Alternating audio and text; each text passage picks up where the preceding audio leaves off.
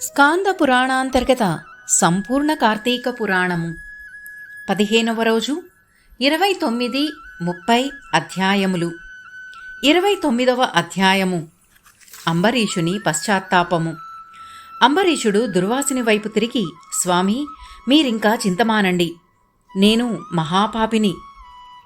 ఆకలితో అన్నార్తులై వచ్చిన మిమ్మలను ఆరాటపెట్టిన అజ్ఞానుడను. అయినను మీరు నాయందు దయతోనో దైవ ప్రేరణ వల్లనో లేక మరే కారణం వల్లనో పునః అతిథిగా వచ్చారు. నాయందు కరుణించి దయతో నా సర్వ పాపములను దోషాలను ఉపశమింపజేయమని వేడుకుంటున్నాను అన్నాడు. అంతటి దుర్వాసుడు అంబరీషుని ఔదార్యమునకు సహనానికి మిక్కిలి ఆశ్చర్యమునొందినవాడై సంతసించి, రాజా, నీ మంచితనమునకు జోహార్లు. ప్రాణభిక్ష పెట్టి నాకు తండ్రిలాంటి వాడవైనావు. నిజానికి నేను నీకు నమస్కరించాలి, కాని బ్రాహ్మణోత్తముడునై నీకన్నా పెద్దవాడినవడం వలన ఆ పని చెయ్యలేకపోతున్నాను. పెద్దవారు చెబుతున్నారు కదా, అందువల్ల నీకు నమస్కరించుటలేదు.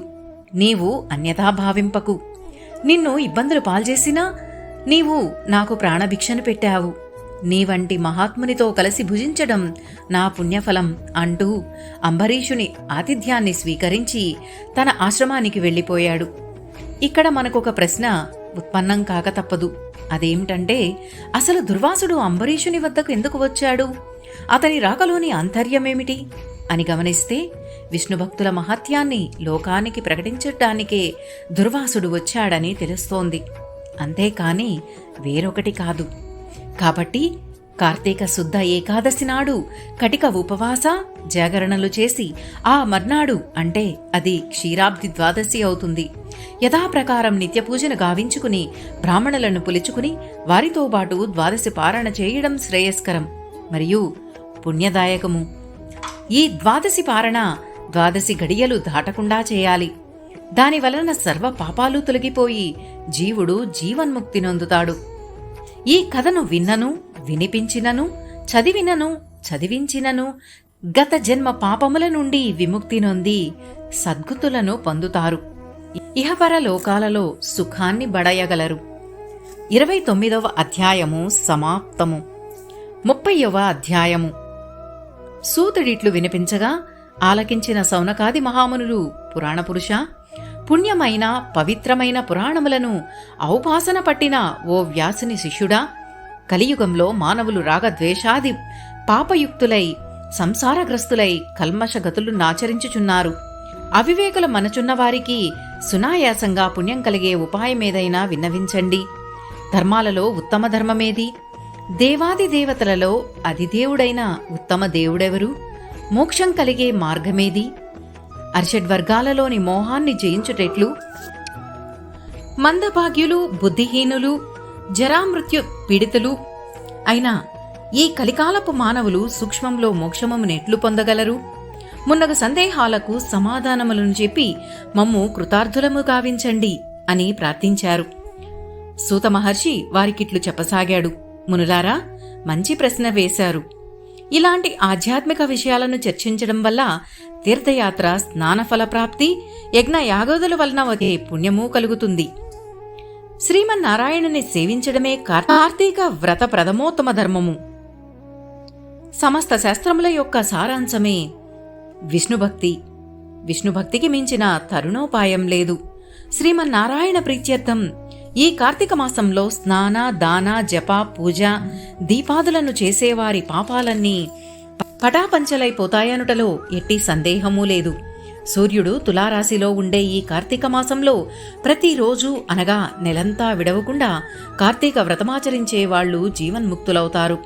కార్తీక మాస వ్రతాచరణను ఆచరించని వారు అంధతామిశ్రమం అనే నరకయాతనను అనుభవిస్తారు.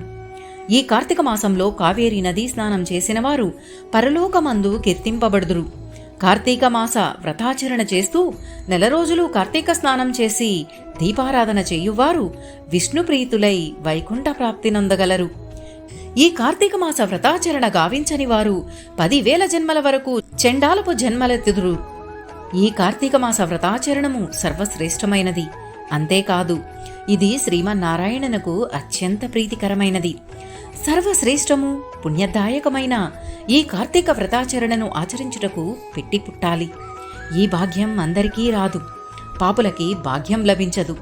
ఈ మాసంలో యథాశక్తిగా కార్తీక స్నాన, దాన, జప, పూజాదికాలు, దీపదానం, కంచుపాత్రదానం, దీపారాధన, ధన, ఫల, పుష్ప, ధ్యాన, గృహాది దానాలు చేయడం వలన అగణిత పుణ్యఫలమునొంది సర్వ పాపాల నుండి విముక్తులై పుణ్యాత్ములై విష్ణుపదమునొందగలరు, ఇహపర సౌఖ్యములను అనుభవించగలరు. సూత మహర్షితో సహా మునులందరూ కార్తీక వ్రతమును ఆచరించుట. కార్తీక పౌర్ణమి నాడు సౌనకాది మహామునులందరూ శుచిర్భూతులై నైమిసారణ్యమందలి సౌనకాది మునులండు ఆశ్రమానికి వేంచేశారు. అందరూ కార్తీక మాస మహత్యాన్ని గురించి చెప్పుకోసాగారు. ఇంతలో వ్యాస శిష్యుడైన సూత మహర్షి కూడా అక్కడకు రాగా సౌనకాది మహామురుషులంతా చేరి నిలబడి వినయపూర్వకంగా మర్యాదగా సూత మహర్షి, నేడు కార్తీక పౌర్ణమి కావున ఈరోజు వనభోజనాలను ఏర్పాటు చేశాం, దానికి మీరే ఆధ్వర్యం వహించాలి అన్నారు. సూత మహర్షుల వారు సంతోషంతో అంగీకరించారు. వారు అందరూ క్రమశిక్షణతో ధాత్రీ వృక్ష సంయుతమైన ఒక చక్కటి అందమైన ప్రదేశానికి చేరుకున్నారు. ఒక ఉసిరి చెట్టు క్రింద శ్రీహరి ప్రతిమను కార్తీక దామోదరునిగా ప్రతిష్ఠించారు. ఉసిరి పండ్లతో స్వామిని ఆరాధించారు. తరువాత గోవిందా అంటూ భజన కార్యక్రమాన్ని ఏర్పాటు చేసుకున్నారు.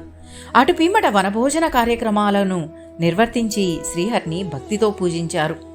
తరువాత జరగవలసిన విధులన్నింటినీ పూర్తి చేసుకుని సాయంకాలము సంధ్యావందనాలు పూర్తిగావించి ముందుగానే తయారు చేసుకున్న తులసీ బృందవనాన్ని చేరుకున్నారు.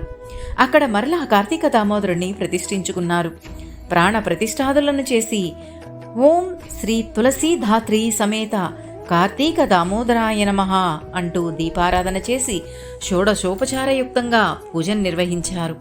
అవి వరుసగా ధ్యాన వాహన, ఆసన, అర్ఘ్య, పాద్య, ఆచమన, మధుపర్క, స్నాన, వస్త్ర, ఆభరణ, గంధ, పుష్పాక్షత, ధూప, నైవేద్యాదులు, పుష్పాలంకరణ, నమస్కారాలు.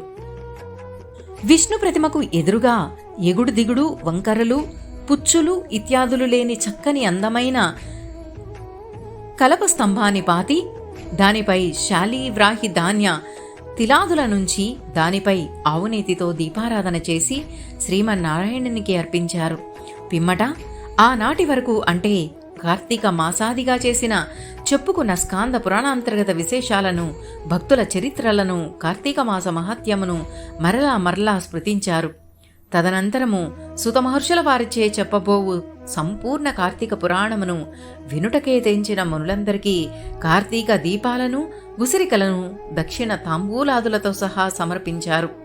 నాటి రాత్రి సమయాన్ని కూడా గణింప సూత సౌనకాది మునులందరూ హరినామస్మరణలతోనూ, భజనలు, పురాణ శ్రవణాదులతోనూ, నృత్య గానాలతోనూ, భగవత్ సేవలతోనూ గడిపి భక్తి పారవస్యంతో తన్మయులై జన్మ సాఫల్యము చేసుకుని సంతృప్తులయ్యారు. 30వ అధ్యాయము సమాప్తము.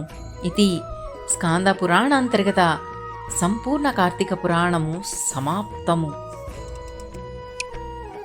ఓం నమః శివాయ.